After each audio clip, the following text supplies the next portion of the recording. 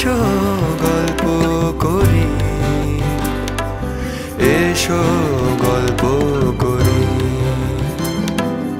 এসো গল্প করি, এসো গল্প করি। গল্পের বর্ণিত কিছু অংশ ছোটদের জন্য একেবারেই না, তাই গল্পটি শোনার আগে অভিভাবকদের মতামত নেয়াই শ্রেয় বলে আমরা মনে করি।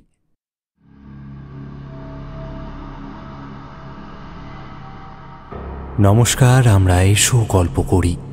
আজ আপনি শুনবেন দেবলীনা চট্টোপাধ্যায়ের লেখা গল্প করাল কালির জঙ্গলে। দেবলীনা চট্টোপাধ্যায় জন্ম 1990 সালে মেদিনীপুরের কাঁথিতে। তিনি পেশায় একজন ব্যাংকার এবং নেশায় কলমচি। লেখালেখি শুরু করেন বছর চারেক আগে তার নিজস্ব ফেসবুক পেজ মোহরঝাপিতে। এছাড়াও বিভিন্ন লিটল ম্যাগাজিন, ওয়েবজিন এবং সংকলনে তার বিভিন্ন অসাধারণ গল্প এবং উপন্যাস প্রকাশিত হয়েছে। তার ফেসবুক পেজ মোহরঝাপির লিঙ্ক আমরা ডেসক্রিপশনে দিয়ে দিলাম। আজ গল্প পাঠে আমি বরেন, আমার সাথে পূজা, তমাল ও জোনাকিরা ইউটিউব চ্যানেল থেকে তমাল এবং এসো গল্প করি প্রাইম থেকে রিতম। আবহ নির্মাণ এবং পর্ব পরিকল্পনায় প্রীতম। শুরু হচ্ছে আজকের গল্প করাল কালির জঙ্গলে।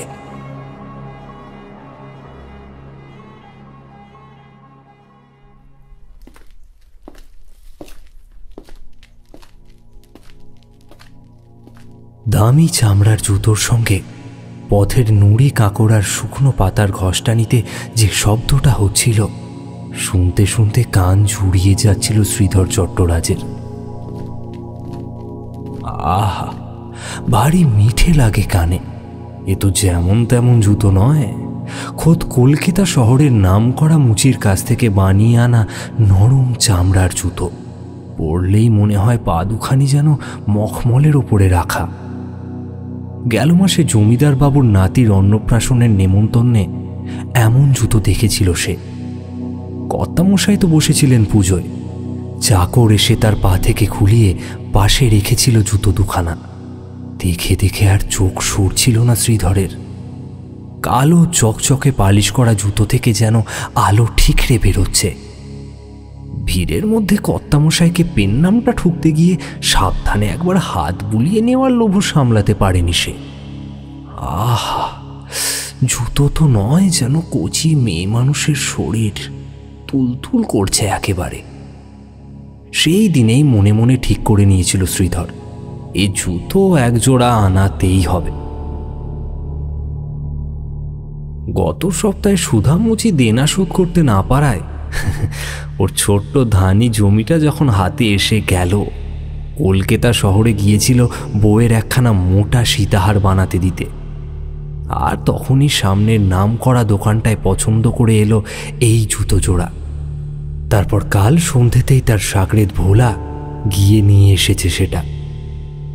জমিদার বাবুর পর এই দেউলবাটি গাঁয়ে এরকম জুতো যদি কারোর পায়ে পড়ার মুড়ো থাকে, তো সেটা এই শ্রীধরের। সেটা তো আর অস্বীকার করতে কেউ পারবে না। বুক ফুলিয়ে হাঁটতে হাঁটতে একটা গর্বের হাসি খেলে গেল শ্রীধরের মুখে। বাঁ হাত দিয়ে চুলের টেরিটা ঠিক করতে করতে এদিক ওদিক চাইল সে। দুপুর গড়িয়েছে, গাঁয়ের পথে ঘাটে তেমন লোক নেই এখনো। না হলে তার এই মসলিনের পাঞ্জাবি, ধাক্কা পাড়া ধুতি আর চামড়ার জুতো পরে হেঁটে যাওয়াটা দেখতে লোক ভিড় জমাতো বটেই। এমনিতে দূরের পথে পালকি ছাড়া বেরোয় না সে, কিন্তু আজ একটা ভারী গোপনীয় কাজের ব্যাপার আছে যে, তাই ভোলাকে ব্যবস্থা করতে আগেই পাঠিয়ে দিয়ে নিজে একাই রওনা দিয়েছে। সূর্যের তেজ খানিকটা কমেছে এখন। বেশ একটা মিঠে ফুরফুরে হাওয়া ছেড়েছে পূব দিক থেকে। মেজাজটা বেশ তর হয়ে যাচ্ছিল শ্রীধরের। কাল থেকে একটার পর একটা ভালো ভালো ঘটনা ঘটেই চলেছে। সকাল সকাল মামলার রায় বেরোলো, আর তারপরেই বিকেলেই এই জুতো জোড়া। যদিও বিলক্ষণ জানে, তার এমন ফনফনিয়ে বেড়ে ওঠাটা দেখে অনেকেরই চোখ টাটায়। নিন্দুকেরা তাকে আড়ালে আবডালে যতই পিসের শ্রীধর বলুক না কেন, সেসব তো আসলে ঈর্ষা, হিংসেই জ্বলে পুড়ে মরে সব কটা। আর এইসব করে গায়ের জ্বালা মেটায়। অথচ ন্যায্য ধর্ম মেনেই তো কারবারটা চালায় সে। এই যে গাঁয়ের লোকের বিপদে আপদে যে দাদন দিয়ে এত সাহায্য করে, এরকমটা আর কে করে কেউ দেখাক দেখি। আর দাদন নিলে তো কিছু বন্ধক রাখতেই হবে, বিনি মাগনায় তো আর সব কিছু হয় না রে বাপু। তারপর সেই দেনা যদি কেউ শোধ করতে না পারে, সেটা কি তার দোষ? তাকেও তো পরিবার নিয়ে চারটি খেয়ে পড়ে বাঁচতে হবে তো নাকি? এই যেমন আজ সে যাচ্ছে রামদাসের ভিটেটা দখল নিতে। ঠাকুরমশাইয়ের কথা ভেবে তারও তো কষ্ট কিছু কম হচ্ছে না বাপু, কিন্তু তাই বলে ভিটেখানা তো আর ছাড়তে পারে না। নইলে আবার গাঁ শুদ্ধ লোক ভেবে নেবে তাদের শ্রীধর চট্টরাজ বুঝি দাতা কর্ণ হয়েছে। সব বেটার ছেলে তখন বিনা বন্ধকিতে দাদন চাইতে জুটে যাবে। যত সব।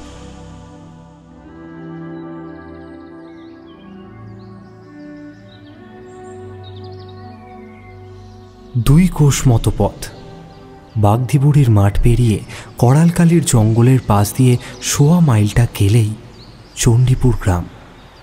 গাঁয়ের শেষ প্রান্তে রামদাস ঠাকুরের ভিটে। বাগদিবুড়ির মাঠের কাছে এসে হাঁটার গতি কমে গেল শ্রীধরের।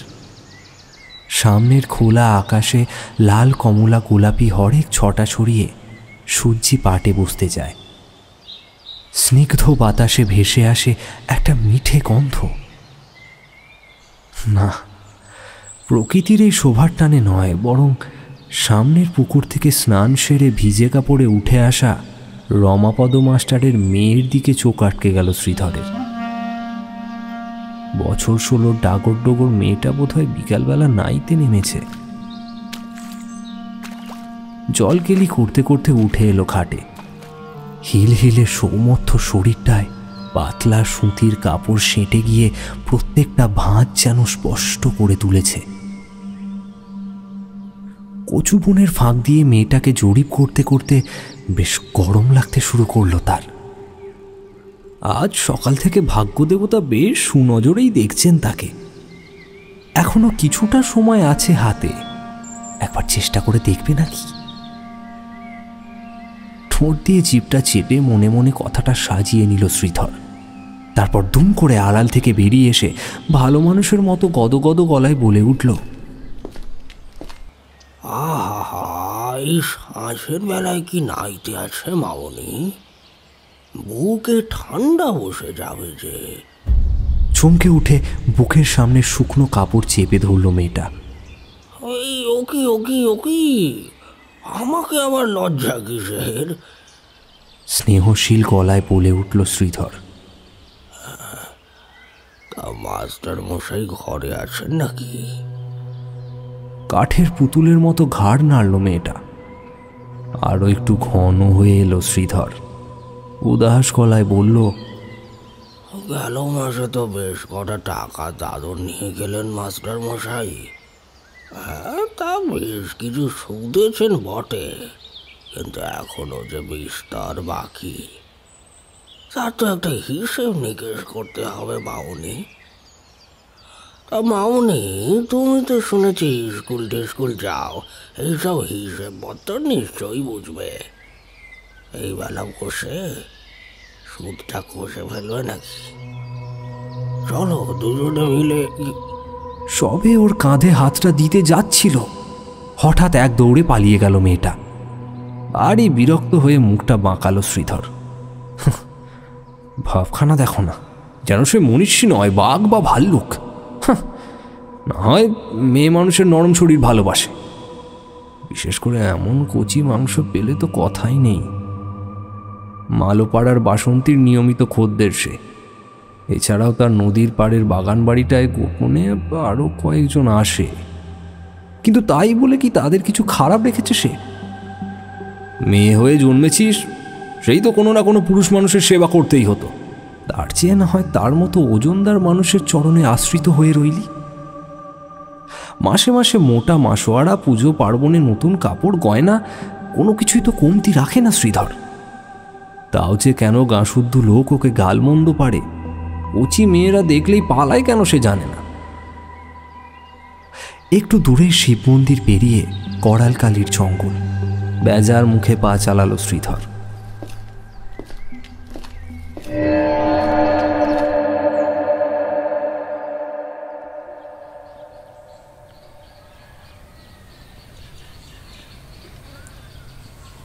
সকাল সকাল উঠোনের খাটিয়াটায় উদম হয়ে শুয়েছিল শ্রীধর। কালু পালোয়ান দলাই মলাইটা বেশ ভালোই করে। সর্ষের তেল দিয়ে মাথা থেকে পা অবধি এমন কষে রগড়ে দেয়, সারাদিন যেন ঝরঝর করে শরীরটা। কাজে মন বসে ভালো। আজ সবে হাতে তেল নিয়েছে কালু, এমন সময় ভোলা এসে দাঁড়ালো। কর্তাবাবু, রামদাস ঠাকুর এসেছে, তার নাকি ভারী বেপদ। মুখটা তেঁতো হয়ে গেল তার।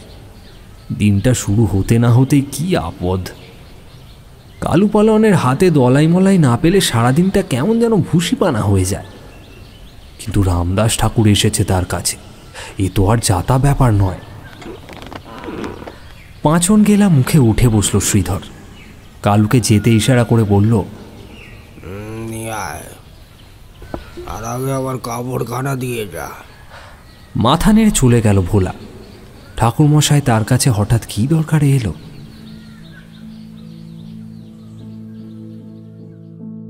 রামদাস ঠাকুরকে শুধু এই গায়ে নয়, আশেপাশের সব গায়ের লোকেই ভয়ানক মান্যি করে। তার মতো সাত্ত্বিক ধর্মপ্রাণ মানুষ এ অঞ্চলে আর একটিও আছে কিনা তা নিয়ে সন্দেহ। বৃদ্ধ ব্রাহ্মণটি যজমান করে যা সামান্য উপার্জন করেন তাতেই তার সংসার চলে যায়। এছাড়া আয়ুর্বেদের বিশেষ জ্ঞান আছে তার। গায়ের সাধারণ মানুষ রোগ জ্বালায় প্রায় তার কাছ থেকে বিনামূল্যে ওষুধ বিশুধ পায়। সেই ওষুধ নাকি কাজও করে বিস্তর। শোনা যায় বর্তমান জমিদারের বাবা মশাই একবার কঠিন অসুখে পড়েছিলেন। এই রামদাস পুরোহিত জড়িবুটি করে তাকে সারিয়েও তুলেছিলেন। খুশি হয়ে জমিদার মশাই চণ্ডীপুর গ্রামের 2 বিঘা জমি তাকে দান করেন। সেই জমিতেই মাটির কুঠির বানিয়ে বসবাস শুরু করেন ব্রাহ্মণ। ছোট্ট খড়ের ছাউনি দেয়া কুঁড়ে ঘরটাকে একরকম মন্দিরই মানে লোকজন, আর রামদাসকে ভগবান। গাঁয়ের ছেলে ছোকরাদেরও এই ভিটের দিকে নজর থাকে, তবে সেটা অন্য কারণে। সেই কারণটা রামদাস ঠাকুরের যুবতী স্ত্রীর নিজের চোখেও একবার দর্শন পেয়েছে শ্রীধর। সে যেন সাধারণ মেয়ে মানুষ নয়, সাক্ষাৎ দেবী দুর্গা। দুধে আলতা গায়ের রং, পেলব শরীর, কোমর ছাপানো এক ঢাল কুচকুচে কালো চুল, আর তেমনি টানা টানা চোখ। এ যেন ভগবানের নিজের হাতে খোদাই করে বানানো জিনিস। প্রথমবার দেখার পরেই সেই রাত্রির ঘুমোতে পারেনি শ্রীধর। বুড়ো বামুনের উপর হিংসেই যেন জ্বলে পুড়ে যাচ্ছিল ভেতরটা। কবে নাকি কোন দরিদ্র বামুন এসে পায়ে পড়েছিল রামদাস ঠাকুরের। তার ঘরে বিবাহযোগ্য যুবতী মেয়ে আছে, কিন্তু পার করার মতো সামর্থ্য তার নেই। রামদাস ঠাকুর যেন তাকে বিবাহ করে উদ্ধার করেন। বহুবার বামুনকে ফিরিয়ে দিলেও যখন বারবার এসে কেঁদে পড়ল সে, তখন অনিচ্ছার সত্ত্বেও বিয়েতে মত দিয়েছিল রামদাস। তা সে মেয়ে যেন সাক্ষাৎ লক্ষ্মী, এসে থেকেই ভিটের ভোল পাল্টে দিয়েছে। কুঁড়ের আশেপাশে যেটুকু জমি ছিল তাতে পুঁইটা লাউটা নিজের হাতে লাগিয়েছে। কুঁড়েটাও একদম গোবর ছড়ায় নিকোতে তকতকে করে রেখেছে সব সময়। কার ঘরের এক দুধেল গাইও পথ ভুলে এসেছে তাদের কাছে। সব মিলিয়ে রামদাসের সংসার একেবারে ভরভরন্ত। মনে মনে কতবার ভেবেছে শ্রীধর, এত মেয়ে ঘেঁটেছে জীবনে, কিন্তু অমনটা আর দেখল না। কি রস পায় মেয়েটা ওই শুকনো বুড়োর কাছে কে জানে। আহ, একবার যদি বাগে পেত। এমন সময় রামদাসকে নিয়ে ঢুকলো ভোলা। নিষিদ্ধ ভাবনাটা সরিয়ে রেখে নিজেকে গুছিয়ে নিল শ্রীধর। জোর হাতে বিগলিত হেসে বলে উঠল, আসুন আসুন ঠাকুর মশাই। ওরা ভোলা, আর আমাকে এদের এখন আন। তার ভিতরে বেশ 1 গ্লাস গোলের শরবত বলে দেখিনি। না না, আপনি অত ব্যস্ত হবেন না শ্রীধরবাবু, ওসবের দরকার নেই। খাটিয়ার এক প্রান্তে শুকনো মুখে বসে পড়লেন রামদাস। হে হে করে এক গাল হাসলেও মনে মনে হিসেব নিকেশ চলছিল শ্রীধরের। এমন নির্লোভী সদাশয় বামুনের তার মতো সুদখোর মহাজনের কাছে কি দরকার? এক মুহূর্ত যেন দম নিলেন রামদাস ঠাকুর। তারপর আকুল কণ্ঠে ছলছল নয়নে বলে উঠলেন, আসলে আমার যে কিছু টাকার প্রয়োজন শ্রীধরবাবু। টাকা? যে মানুষ যজমানের দান সামগ্রী ছাড়া একটা নয়া পয়সাও কোনোদিন কারোর থেকে নেয় না, তার হঠাৎ এমন টাকার দরকার পড়ল? গলাটা মোলায়েম করল শ্রীধর। টাকা সে তো নেবেন বই কি, আপনার মতো জ্ঞানী গুণী মানুষের সেবা করতে পারবো, এই কত সৌভাগ্য আমার। তারপর গলাটা আরো খানিক নিচু করে বলল, তা কোনো বিপদ আপদ হলো নাকি ঠাকুর মশাই? ধুতির খুঁটে মুখটা মুছলেন রামদাস।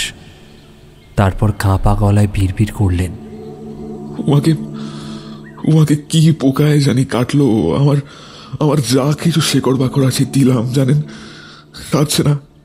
সারছে না, জ্বর বেড়েই চলেছে, পাটা ঘা হয়ে ফুলের ঢোলা।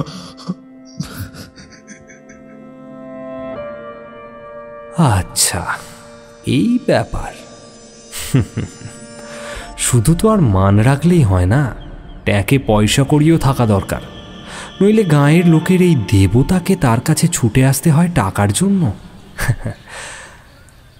নিশ্চয়ই নিশ্চয়ই, আপনি সদরে নিয়ে যান মা ঠাকুরুনকে, বড় কবরেজ দেখান, যা টাকা লাগে আমি দেব।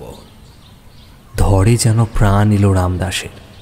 শ্রীধরের দুটি হাত ধরে কৃতজ্ঞ গলায় বলে উঠলেন, আপনার এই উপকার আমি জীবনে ভুলবো না শ্রীধরবাবু। একটা বিশ্রী শব্দে ঘুমটা ভেঙে গেল শ্রীধরের। ধর্মড়িয়ে সোজা হয়ে বসে চোখ দুটো কচলালো ভালো করে। কেমন ভুম্বল ভুম্বল ভাব মাথার ভেতর। কোথায় সে? সামনে ঘন জঙ্গলের পাশ দিয়ে বেঁকে গেল লাল ধুলো ওড়া রাস্তা। আকাশে অস্তগামী সূর্যের ছটাকে ঢেকে দিয়ে কোথা থেকে যেন হাজির হয়েছে দলে দলে মেঘ। সন্ধ্যা নামার আগেই অন্ধকার নেমে আসছে। মনে পড়ে গেল শ্রীধরের, হাঁটতে হাঁটতে বাঁধানো বটটার নিচে এসে খানিক জিরিয়ে নিয়ে আবার রওনা দেবার কথা ভেবেছিল। বসে বসে কখন যেন ঘুমিয়ে গেছে সে কি গভীর ঘুম, যেন কত কাল ধরে ঘুমোচ্ছে। আর ঘুমিয়ে ঘুমিয়ে ভাবছিল কিনা সেই রামদাসেরই কথা। না, গিন্নি ঠিকই বলে, টাকা টাকা করে তার পেটের বায়ু মাথায় চাগার দিয়ে উঠছে আজকাল। মাথার উপর ক্যাও ক্যাও শব্দটা হয়েই চলেছে। ওপরের দিকে তাকালো শ্রীধর। ঝাঁকে ঝাঁকে পাখি বাসায় ফিরছে। বিরক্ত মুখে উঠে পড়ল শ্রীধর। কোঁচাটা ঝেড়ে নিয়ে চুলে একবার হাত বুলিয়ে নিল। তারপর পা বাড়ালো পথে। সন্ধে নামার আগেই তাকে জঙ্গলটা পেরোতে হবে।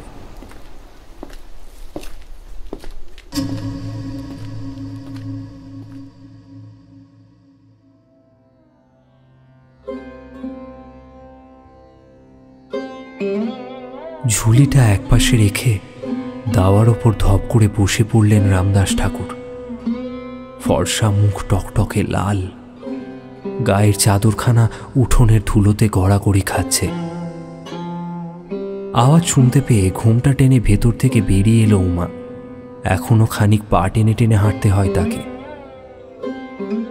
সেই যে বৈশাখ মাসে জমিতে শাক তুলতে গিয়ে কি বিষাক্ত পোকায় কাটল, তারপর তো সে এক জমে মানুষে টানাটানি অবস্থা। পা পচে ঢোল। এদিকে জ্বরে পুড়ে যাচ্ছে সারা গা, সারা শরীর জুড়ে যেন হাজার হাজার বিস্ফোরার যন্ত্রণা।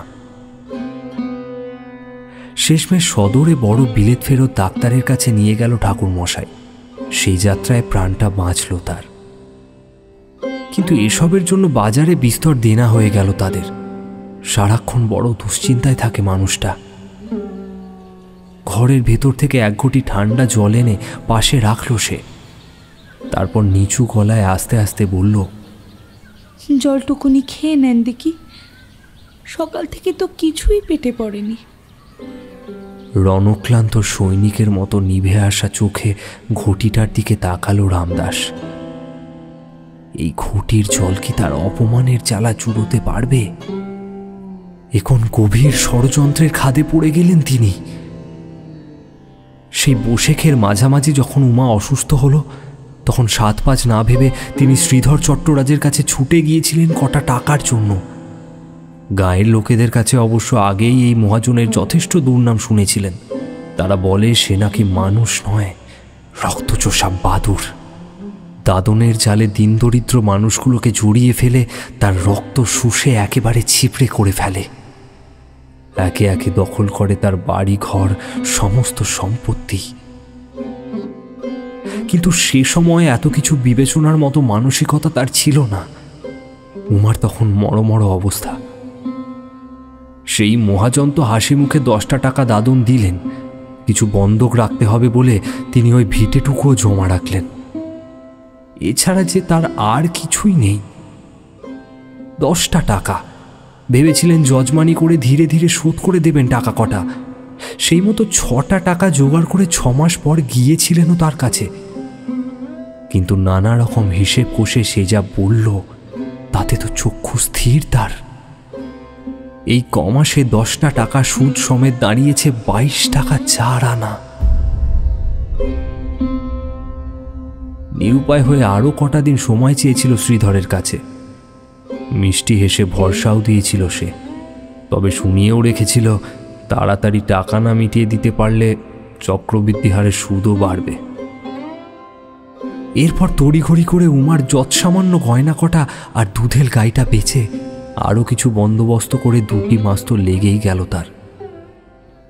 অবশেষে 10টা টাকা জোগাড় করে আজ গিয়েছিল দেনা মেটাতে। তখনও তো জানতেন না মিষ্টি হাসির আড়ালে কোন ধূর্ত শেয়াল ফাঁদ পেতে রেখেছে তার জন্য। সকালের দৃশ্যটা মনে করলেই ফের গাটা রিড়ি করে উঠল রামদাস ঠাকুরের। শ্রীধরের কাছারিতে ঢোকা মাত্রই সেই বিগলিত হাসিতে আপ্যায়ন করল সে। তবে তার আসল চেহারা প্রকাশ পেতে বিশেষ সময় লাগলো না। আবার সেই জাবদা খেরোর খাতা বের করে হিসেব কষে খুব বিনিষ্ট গলায় জানালো সুদ বাবদ তার মোট দেনা দাঁড়িয়েছে 36 টাকা 12 আনা। পায়ে পড়ে গিয়েছিল রামদাস। শ্রীধরের হাঁটু জড়িয়ে ধরে ডুকরে কেঁদে উঠেছিলেন। এত টাকা আমি কোথায় পাবো চট্টরাজ বাবু? এই যে আমার রক্ত বেচলেও আসবে না। আমি দিন দরিদ্র ব্রাহ্মণ, দয়া করে সুদটা মুকুব করে দিন। এই 10টা টাকা রাখুন। পা ছাড়িয়ে নিয়েছিল শ্রীধর। তারপর ধারালো তীরের মতো বাঁকা হাসি ছুঁড়ে দিয়েছিল তার দিকে। তাহলে তো আপনার ভিটেটা ছাড়তে হয় ঠাকুর মশাই। অপরাধ নেবেন না, ভিটে খানা বন্ধক রাখলেন বলেই তো টাকা কটা দিলুম। এখন আপনার মতো মানি লোক কথার খেলাপ করলে কি ধম্মে সইবে? দয়া করুন আমায়, দয়া করুন। ওইটুকুই তো সম্বল। ওটা চলে গেলে যে পরিবার নিয়ে পথে দাঁড়াতে হবে আমায়। এইবারে তার দাঁত নখ বের করেছিল শ্রীধর চট্টরাজ। কি করব ঠাকুর মশাই? দেখুন, আমি বাবু ন্যায্য ধর্ম মেনে কারবার চালাই। তবে উপায় একখানা আছে বটে। শুধু সুদ কেন, আপনার বুড়ো দেনাটাই মুকুব করে দিতে পারি যদি এক রাত্রির জন্য আপনার উমাকে আমার কাছে পাঠিয়ে দেন।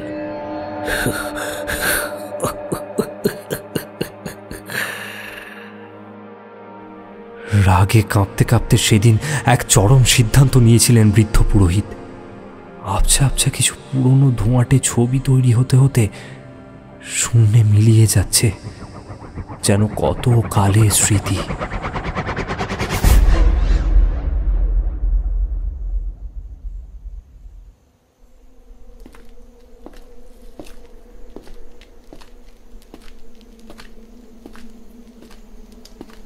হন্তদন্ত হয়ে হাঁটছিল শ্রীধর। মেঘটা চেপে এসেছে। পশ্চিম কোণে যেন বিদ্যুতের একটা সাদা রেখাও দেখা গেল। বাদলা হবে মনে হয়। যত দেরি করিয়ে দিল এই সর্বনাশা ঘুমটাই। ওদিকে ভোলা নিশ্চয়ই এতক্ষণে খুঁটি টুটির ব্যবস্থা করে ফেলেছে। এবার গিয়ে শুধু দখল নেওয়া, ব্যাস। নেহাত ওই বিশ্রী কাণ্ডটার জন্য দুপুর গড়িয়ে রওনা হতে হলো তাকে, না হলে তো কোন সকাল সকাল ভিটেখানা কবজা করে ফেলতো। যাই হোক, যা হয় ভালোর জন্যই হয়। তার গাছখানা জলের মতো সরল করে দিলেন ঠাকুরমশাই। একটা কদর্য হাসি ধীরে ধীরে ছড়িয়ে যাচ্ছিল শ্রীধরের মুখে। সেদিন বউয়ের কথাটা শুনে কেমন লেজ গুটিয়ে পালালো বুড়ো। ওর ঘটি বাটি এবার চাঁটি করবে ভেবেছিল। ও বাবা, পরের দিন সকালেই আদালতের সমন নিয়ে হাজির পেয়াদা। তেজ কম নয় বুড়োর, মামলা ঠুকেছে তার নামে। সে মামলা অবশ্য যে টিকবে না ভালোই সে জানত, আর হলো তাই। যে লোকের নাকি দেনা মেটানোর ক্ষমতা নেই, তার স্ত্রী আবার দুগাছা সোনার চুরি পড়ে কি করে? বুড়োকে আচ্ছা করে রোগড়েছিল রমেন উকিল। তারপর তো রায় এলো তার পক্ষেই। মনটা আবার ফুরফুরে হয়ে যাচ্ছিল শ্রীধরের। পাশেই করালকালির জঙ্গলটায় চাপ চাপ আধার জমে আছে। বুড়ো নাকি স্ত্রীকে কোন আত্মীয়ের বাড়ি পাঠিয়ে দিয়েছে, তবে সে আর কতদিন। ভোলা এসব কাজে ভীষণ পাকা, ঠিক ঢুঁড়ে ফেলবে মেয়ে মানুষটাকে।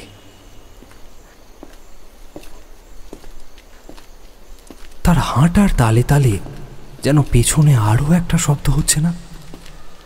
দাঁড়িয়ে পড়ল শ্রীধর, পেছন ঘুরে দেখল চারদিকটা খুটখুট করছে অন্ধকার। ঝোপে ঝোপে জোনাকি আর ঝিঝির আসর বসে গেছে। মাথার ওপর মেঘও ডেকে উঠল গুড়গুড় করে। কই, কাউকে তো দেখা যাচ্ছে না। গলাটা একটু শুকিয়ে এলো, পেটের ভিতর বায়ুটা যেন ঘাই মারতে শুরু করেছে। একটা আলো রাখলে বোধহয় ভালো হতো। এমনিতেও মোটেই সুনাম নেই জঙ্গলটার, তেনারা কখন যে আবির্ভাব হন বলা যায় না। পাঞ্জাবির গলা দিয়ে পৈতেটা ছুঁয়ে জোরে জোরে হাঁটতে শুরু করলো শ্রীধর। এমন সময় মনে হলো আশ্চর্য, শব্দটা যেন পেছন পেছন নয়, বরং পাশে পাশে চলছে। মনে মনে রাম নাম জপতে জপতে সবে আর চোখে তাকাতে যাবে, এমন সময় পাশ থেকে ভেসে এলো একটা খ্যাক খ্যাকে গলা। পেন নাম হই কর্তা, এই রাত বিরেতে হাওয়া খেতে বেরোলেন নাকি? চমকে তাকালো শ্রীধর। হঠাৎ ভুস করে যেন কোথা থেকে একটা মাঝবয়সী লোক ভেসে উঠেছে। খেঁকুড়ে হাড় চিরচিরে চেহারা, পরনে একটা ছেঁড়া ময়লা ধুতি আর ফুটো হয়ে যাওয়া পিধান। চোর ছ্যাঁচর নাকি? তার বেশভূষা দেখে পিছু নিয়েছে। সে খবরে তোমার কি বাবু? মতলব খানা কি? হ্যাঁ, মতলব? কি যে বলেন কর্তা? এক হাত লম্বা জিভ কাটল লোকটা। আমরা হলুম গে গরিব গুরব মানুষ, দিন আনি দিন খাই। এই তো সামনেই চণ্ডীপুর গাঁয়ে আমার বাড়ি। আধার হয়েছে তো, এখন আপনাকে এখানে দেখে শুধু ছিলাম আর কি। তা আমাদের গাঁয়ের দিকেই চললেন নাকি কর্তা? ঠাকুরমশাইয়ের বাড়ি? মনে মনে আঁতকে উঠল শ্রীধর। কে এই লোকটা? তার এই চণ্ডীপুরে যাওয়ার খবরটা তো কেউ জানে না, ভোলা ছাড়া। প্রাণপণে বিচলিত ভাবটা চেপে ভারী কি গলায় বলল, কে বলেছে শুনি? আমার যেখানে ইচ্ছা যাব। তোমায় বলবো কেন এই ছোকরা? না, সে তো বটেই, সে তো বটেই। ভারী অন্যায় করে ফেলেছি কর্তা, ক্ষমা ঘেন্না করে দেবেন আর কি। না, আসলে ঠাকুরমশাইয়ের ভিটেখানা তো এখন আপনারই, তাই সেদিক পানেই যাচ্ছেন ভাবলাম। তবে মস্ত দাঁওটা মেরেছেন বটে। ও ভিটে কি আর যেমন তেমন ভিটে? বুকের ভেতরটা ধুকপুক করলেও মনে মনে ভারী কৌতূহল হচ্ছিল শ্রীধরের। কি বলতে চাইছে লোকটা? অনেক খবরই তো রাখো দেখছি, তো কিসের দাও একটু ঝেড়ে কাশো তো বাবু। তা এই অজমের আর কি দোষ? ঠাকুরমশাইয়ের সঙ্গে আপনার মামলার কথা তো এই অঞ্চল শুদ্ধ লোক জানে। তবে আপনাকে আসল কথাটা কই, এই ভিটের নিচে মাটির তলায় মেলা সোনাদানা আছে কর্তা। এবার ভীষণ চমকে দাঁড়িয়ে পড়ল শ্রীধর। মুখ দিয়ে আর বাক্য সরছে না। বলে কি লোকটা? পাগল টাগল নাকি নেশা করে এসেছে? কই, হাবে ভাবে তো মনে হচ্ছে না। জুলু জুলু করে তাকাচ্ছে। দিব্যি টনটনে জ্ঞান আছে লোকটার। কিন্তু কি বলল? ওই মাটির কুঁড়েটার নিচে গুপ্তধন আছে। লোকটা বোধহয় মনের ভাব বুঝতে পেরেছে। উদাস সুরে বলল, এই অধমের কথা বিশ্বাস হলনি তো? গরিবের কথার আর দাম কতটুকুনি বলেন। যাকে রাত ঘনিয়ে এলো, আজ তবে আসি নাকি কর্তা? লোকটা চলে যাওয়ার তাল করছে দেখে আর স্থির থাকতে পারল না শ্রীধর। একটু ইতস্তত করে বলল, সোনা দানার কথা কি বলছিলে জানো? লোকটা বেশ খুশি হয়েছে বোঝা গেল। আবার হাঁটতে হাঁটতে বলতে লাগলো, তবে আপনার একখানা গুরুত্বপূর্ণ কথা কই। ঠাকুরমশাই তো আর যেমন তেমন মানুষ ছিলেন না। কত আশ্চর্য খেয়ান্দা ছিল তার। তিনি এই হাত দিয়ে ছুঁয়ে মাটির জিনিসকেও সোনা করে দিতেন। সোনা বটে, গপ্প দেওয়ার জায়গা পাওনি আর? নিঘাত গালগপ্প দিচ্ছে। ভুরু কুঁচকে বিদ্রুপের গলায় শ্রীধর বলল, এতই যদি ক্ষমতা ছিল ঠাকুর মশাইয়ের, তো দাদনের কি দরকার ছিল বাবু? বেশ একটা খোশ গল্পের মেজাজে বলতে শুরু করলো লোকটা। সে তো বারণ আছে বলেন কিনা, ঠাকুরমশাইয়ের গুরুদেবের বারণ। শুধু পুজো পাঠ ছাড়া সে সোনা কোনো কাজে লাগানো যায়নি কো। তাই তো অমন ভিটেখানা খোয়াতে হলো ঠাকুরমশাইকে। আর মা ঠাকুরান, তিনি তো স্বয়ং লক্ষ্মী। তিনি আসার পরই কেমন ফনফনি উঠলো ভিটেখানা। গ্যাল গ্যাল করে বলেই চলেছে। নাকের মধ্যে সুলসুল করছিল শ্রীধরের। কিসের একটা গন্ধ যেন ভেসে ভেসে আসছে তার কাছে। পয়সার নাকি সোনার?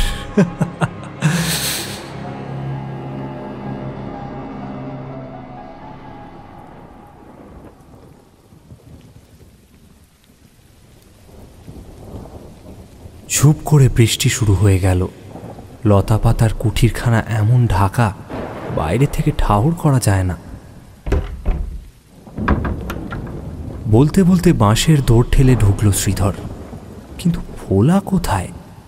ওলা ওই গেলি বাপ, ছাতা টাতা কিছু নিয়ে আয় একা। বিরক্তিতে মুখটা ভ্যাটকালো। সব ব্যাটা অকর্মণ্য, খালি ফাঁকি মারার ধান্দা। তার আসতে দেরি হচ্ছে দেখে নিশ্চয়ই কোথাও নেশার আসর জমিয়ে বসে গেছে। ভিজে সপ সপ করছে মাথার চুল থেকে ধুতি অবধি। ইস, নতুন জুতোটাও বুঝি গেল। এমন বাদলা হবে কে আর জানতো। কাদা হাঁটকে হাঁটকে কোনো মতে খড়ের চালার নিচে গিয়ে সেঁধ হলো শ্রীধর। খুটখুটে আধারে ঝুম হয়ে দাঁড়িয়ে আছে বাড়িটা। ভেতরে কোনো জনমানুষের সাড়া নেই, থাকার কথাও নয় বটে। তবে কেমন যেন একটু বেশি আধার এখানে। ভোলাটা যে কোথায় গেল? এদিকে রাতও বেড়ে যাচ্ছে। এই বাদলায় এতখানি পথ ফিরবে কি করে? ভাবতে ভাবতে এদিক ওদিক তাকাচ্ছিল শ্রীধর। অন্ধকারে চোখ বেশ হয়ে এসেছে। রামদাসের ভিটেখানার ভেতরটা কিছু কিছু দেখা যায়। একেবারে খাঁ খাঁ করছে সেখানটা। বিশেষ কিছু নেই বললেই চলে। গোটা দুয়েক জল রাখার মাটির কলসি, একপাশে গুটিয়ে রাখা মাদুর আর উলুঙ্গিতে শিবলিঙ্গ। ঠুকবে নাকি একবার? লোকটার কথাগুলো বুড়বুড়ি কাটছে মাথার ভেতর। বাজিয়ে দেখতে ক্ষতি কি? দরমার বেড়ার ওপারে নজর রাখল শ্রীধর। না, ভোলার দেখা তো নেই এখনো। এই বেলা কাজটা সেরে নিলেই হয়। গুপ্তধনের ব্যাপার, মাঝখান না হলেই ভালো। ঘরটায় ঢুকে পড়ল শ্রীধর। আরে, এক কোণে একখানি কোদালও রাখা আছে। হে কি ভগবানের নির্দেশ! পাঞ্জাবিটা একপাশে খুলে রেখে পৈতেটা আঙুলে জড়িয়ে মা কালীকে মনে মনে স্মরণ করল সে। সত্যি যদি কিছু পাই মাগো, জোড়া বাঁধা বলি দেব।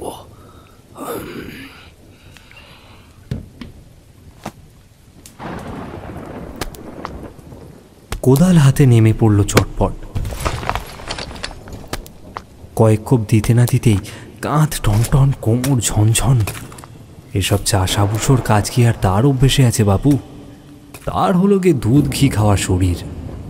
তবে হাল ছাড়ল না শ্রীধর। সোনাদানা পেতে গেলে এমন একটু কষ্ট তো করতেই হয়। আধ ঘন্টা পরে প্রথম শব্দটা হলো। কোদাল চালিয়ে চালিয়ে মাটি মেখে তখন সর্বাঙ্গে যেন হাজার ছুঁচ ফোটার যন্ত্রণা।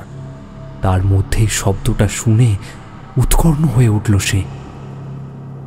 তাই তো, ফেলনা নয় লোকটার কথা। আছে আছে, সত্যি সোনাদানা পোঁতা আছে। তবে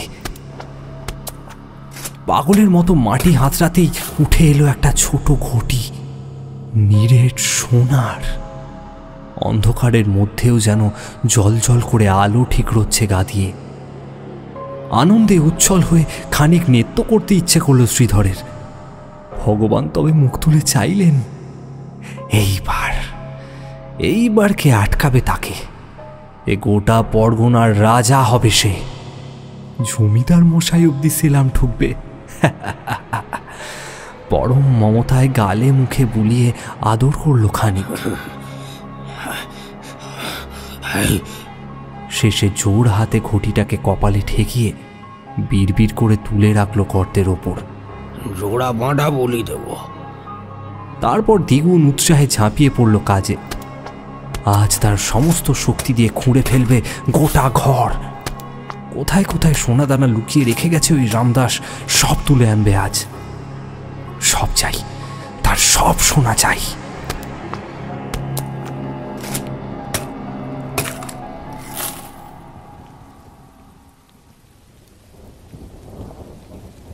আরও এক প্রহর কাটল। জিভ বের করে হ্যাঁ হ্যাঁ করতে করতে গর্তের ভেতরে বসে পড়ল শ্রীধর। হাঁপড়ের মতো ওঠানামা করছে বুক। কোমরটা যেন খুলে পড়ে যাবে এবার। তবে এত কষ্টের মধ্যেও গুপ্তধন উদ্ধারের আনন্দে চকচক করছিল তার চোখ দুটো। উত্তেজনায় নিজের বুকের ধুকপুকানিটা যেন নিজেই শুনতে পাচ্ছে।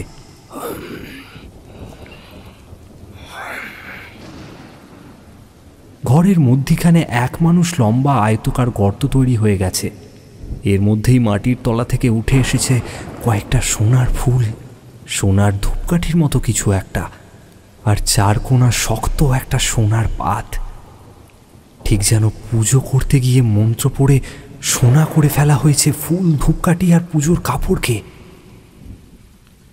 পরম তৃপ্তিতে সেগুলো নেড়ে চেড়ে গর্তের ওপর সাজিয়ে রাখছিল সে।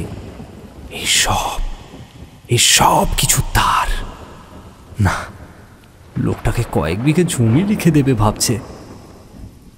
ভাগ্যিস পরতলায় চোখটা লেগে গিয়ে দেরি হয়ে গেল, তা না হলে আদৌ কি মিলত গুপ্তধনের সন্ধান। আপনি কি কইছেন ঠাকুর? ঠিক এমন সময় কানে এলো ফিসফিসানিটা, একটা চাপা নারী কণ্ঠ। কিন্তু তার কথাকে পাত্তা না দিয়ে অন্ধকারের ভেতর থেকে ভেসে উঠল আরো একটা গলা।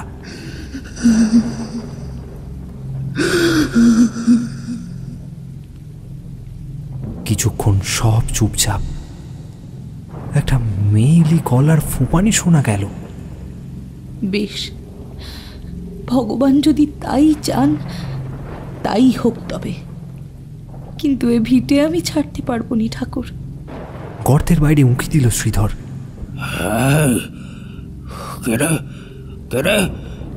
কই, কাউকে তো দেখা যাচ্ছে না। ততক্ষণে আবার অবরুদ্ধ গলায় বলতে শুরু করেছে মহিলা কণ্ঠ। দয়া করে আমাকে ছেড়ে যেতে কইবেননি। স্বামী সিঁদুর মাথায় তুলে পেত্য প্রথমবার পা রেখেছি এখানে। এই এখন আমার কাশী বৃন্দাবন। মরণ যদি আসে তবে এখানেই আসুক। কি বলছো কি তুমি? তোমায় আমি দেবী জ্ঞানে বুঝেছি, আজ আমার সেই প্রাণ প্রতিমাকে তো একটা নোংরা লোভী জানোয়ারের হাতে তুলে দিতে পারি না।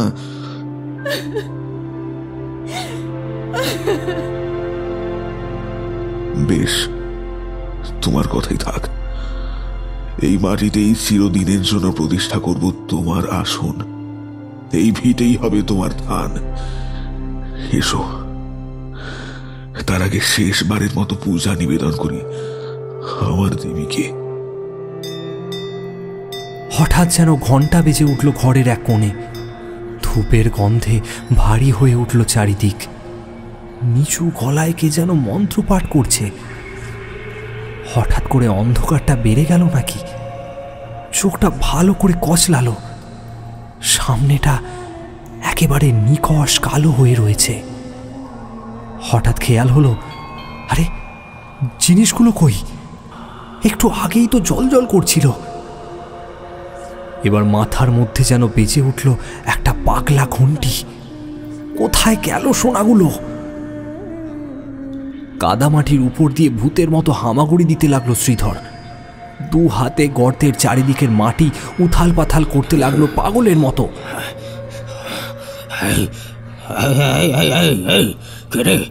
এমন সময় কি যেন একটা ঠেকলো হাতে।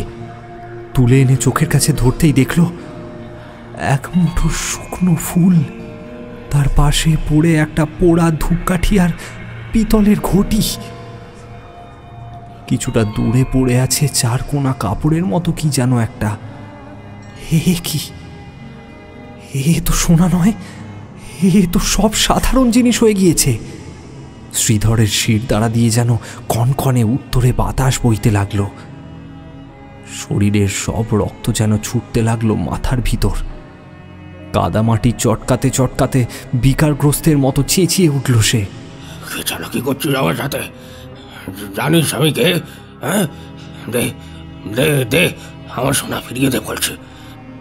উন্মাদের মতো তড়বড়িয়ে গর্তের উপরে উঠতে গেল, আর ঠিক সেই সময় গর্তের ভেতর থেকে কি যেন সজোরে টেনে ধরল তার পা। ছেড়ে দাও, ছেড়ে দাও আমাকে।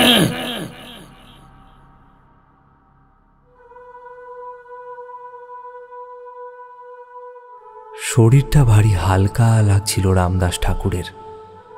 ওজন টোজন নেই, দিব্যি তুলোর মতো ভেসে বেড়ানো যায়। শুধু গলার কাছটাই যা একটুখানি ব্যথা আর কি। সে তো হবেই, ওই গলাতেই তো দড়ি দিয়ে ঝুলে পড়েছিল বাড়ির সামনের আম গাছটায়। আর উপায় বা কি ছিল? মামলা হেরে যাওয়ার পর যে আর কোনো ঠাঁই ছিল না তার। বেঁচে থাকলে শেয়াল কুকুরে ছিঁড়ে খাবে বলে যখন মরাই সাব্যস্ত করল উমা, তাকে জানিয়েছিল তার শেষ ইচ্ছেটা। মরার পর যেন তার দেহটা ওই ভিটের নিচেই সমাধিস্থ করে রামদাস। তার কথা কি আর ফেলতে পারে সে? যে দেবীকে পুজো করলো আজীবন, তার নির্দেশ অমান্য সে করে কি করে? তাই তাকে সমাধিস্থ করার পর শেষে নিজেও ঝুলে পড়েছিল আম গাছটায়। আর আজ সে সম্পন্ন করল তার শেষ কাজ। চিরজীবনের মতো ওই ভিটেতে সমাধির ব্যবস্থা করে এলো ওই নর পিশাচটার। করালকালীর জঙ্গলেই শেষ করে দিতে পারত, কিন্তু স্বয়ং উমার হাতে যার নিধন লেখা আছে তাকে খণ্ডাবে কে? ওদিকে হাঁচড় পাঁচড় করে গর্ত বেয়ে ওঠার চেষ্টা করছিল শ্রীধর। আতঙ্কে তার চোখ দুটো যেন ঠিকরে বেরিয়ে আসতে চাইছে। তার গলা দিয়ে উঠে আসছে জান্ত বার্তনাদ। ছেড়ে দাও আমাকে, ছেড়ে দাও, ছেড়ে দাও আমাকে। গর্তের উপর থেকে ঝপঝপ মাটি পড়ছে ওর ওপর। শুকনো ফুলগুলো সতেজ হয়ে উঠেছে। ধূপগুলো আবার জ্বলছে বিন্দু বিন্দু আগুনের গোলার মতো, যেন তার জীবন্ত কবরের আয়োজন হচ্ছে পরিপাটি করে। আমাকে ছেড়ে দাও, চিরে যাওয়া গলার চিৎকার করতে করতে শরীরের সর্বশক্তি দিয়ে শেষবারের মতো ওঠার চেষ্টা করল শ্রীধর চট্টরাজ, কিন্তু না, পারছে না। মাটির নিচে চাপা পড়ে যাচ্ছে সে ক্রমশই। ততক্ষণে গর্তের মাটি সরিয়ে ধীরে ধীরে জেগে উঠছে একটা কঙ্কাল। লোহার মতো শক্ত আঙুল দিয়ে তাকে একটু একটু করে টেনে নিয়ে যাচ্ছে নিচের দিকে। আর সেই শুকনো হাড় সর্বস্ব ডান হাতে ঢলঢল করছে দুগাছা সোনার চুড়ি।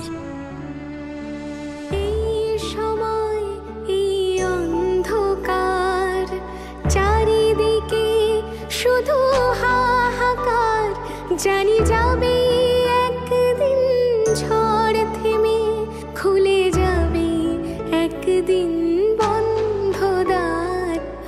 আসুক নতুন এক জন্মদিন, নতুন করে হোক শুরু আবার। আসুক নতুন এক জন্মদিন, নতুন করে হোক শুরু আবার।